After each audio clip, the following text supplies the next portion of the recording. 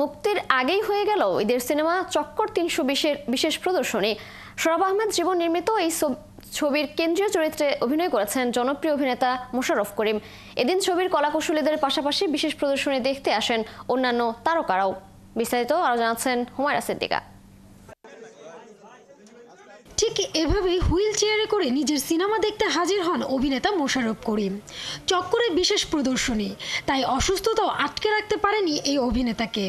প্রেক্ষাগৃহে আসেন সহকর্মীদের সাথে আনন্দ ভাগ করে নিতে। স্ক্রিপ্ট পড়ার সময় আমি খুব এক্সাইটেড ছিলাম যে চরিত্রটা দুর্দান্ত এবং এই চরিত্রটা করতে হবে। চক্কর ৩০২-এ মোশাররফ করিম ছাড়াও আরও অভিনয় করেছেন শাশ্বত দত্ত, রৌনক হাসান, মৌসুমী নাগ সহ অনেকেই।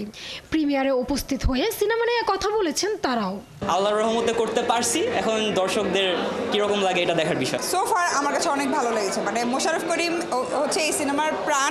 এই চক্করের চক্কর খেয়ে আশা করছি আপনাদের ভালো লাগবে। শুধু সিনেমা সংশ্লিষ্টরাই নয়, ছবিটি দেখতে আসেন বিনোদন অঙ্গনের অন্যান্য তারকারাও।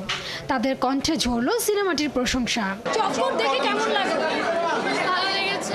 জীবন ভাইকে আসলে এটার জন্য আমি স্যালিউট জানাই যে উনি নতুনদেরকে নিয়ে কাজ করার সাহসটা করেছেন। এর আগে নাটক ও বিজ্ঞাপন চিত্র তৈরির অভিজ্ঞতা থাকলেও পরিচালক হিসেবে এটাই বড় পর্দায় সরাফ আহমেদ জীবনের প্রথম কাজ।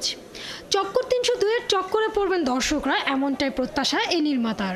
দেখেন, আমরা শুরু থেকে বলে আসছি যে চক্কর এটা একটা murder mystery, at the same time এটা একটা কমপ্লেক্স রিলেশনের গল্প, একটা কমপ্লেক্স ভালোবাসার গল্প, একটা কমপ্লেক্স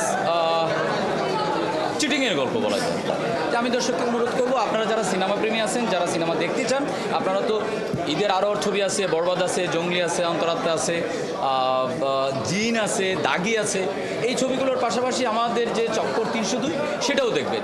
ঈদে মোশাররফ করিমের সাথে রহস্য ভেদ করতে অংশ নেবেন দর্শকরাও, ভিড় জমাবেন প্রেক্ষাগৃহে, এমনটা আশা সংশ্লিষ্টের। হুমায়রা সিদ্দিকা, ৭১, ঢাকা।